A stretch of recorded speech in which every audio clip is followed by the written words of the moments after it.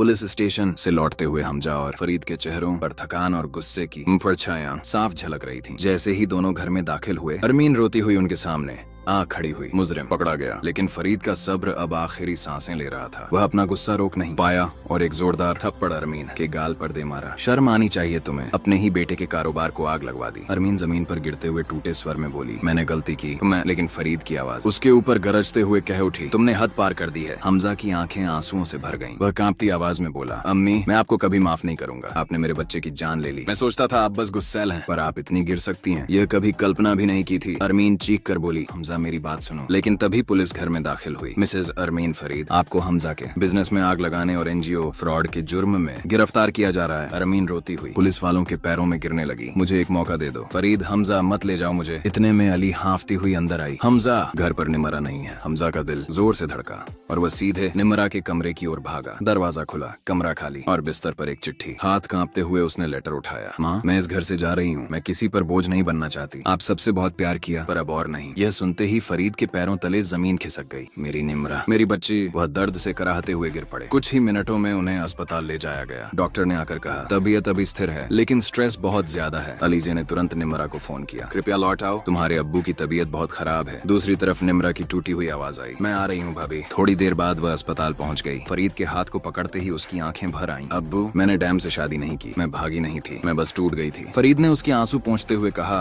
पागल लड़की, एक बार सोच लेती। मेरा दिल तोड़े बिना तुम्हें चैन कहाँ था। इधर एक और तूफान उठ रहा था। सिकंदर ने घटिया और डुप्लीकेट मटेरियल से बनाई कई इमारतें कुछ ही दिनों में गिरने लगी। मीडिया, चीखते लोग, गुस्से से भरे इन्वेस्टर्स, हर तरफ हाहाकार। पुलिस के सामने आते ही सच उजागर हुआ। हाफिज साहब की मौत हादसा नहीं बल्कि कत्ल थी और सबूत सीधे सिकंदर की ओर इशारा कर रहे थे। अदालत में सारे प्रमाणों के बाद उसे उम्र कैद की सजा सुना दी गई। सिकंदर को जेल में अलीजे मिलने आई। वह चौंक उठा, तुम मुझे देखने? अलीजे की आंखों में नफरत थी। मैं अपनी बहन का बदला लेने आई हूँ। कौन बहन? अनुषा, मैं उसकी छोटी बहन हूँ। एक पल में सिकंदर का चेहरा सख्त पड़ गया। अगर पहले पता होता तो तुझे रास्ते से हटा देता। अलीजे मुस्कुराई, अब तुम्हारा वक्त खत्म हो चुका है, बस सजा काटो। कुछ दिनों बाद फरीद ने दैम को घर बुलाया और निमरा के सिर पर हाथ रखते हुए कहा, मैं तुम्हारी शादी अपने हाथों से कराऊंगा। निकाह के दिन घर खुशियों से जगमगा उठा। मौलवी साहब ने पूछा, निमरा बिन्त फरीद, क्या आपको दैम से निकाह कबूल है? निमरा मुस्कुराई, कबूल है। दैम भी बोला, कबूल है। तालियों और दुआओं की गूंज पूरे माहौल को भर गई।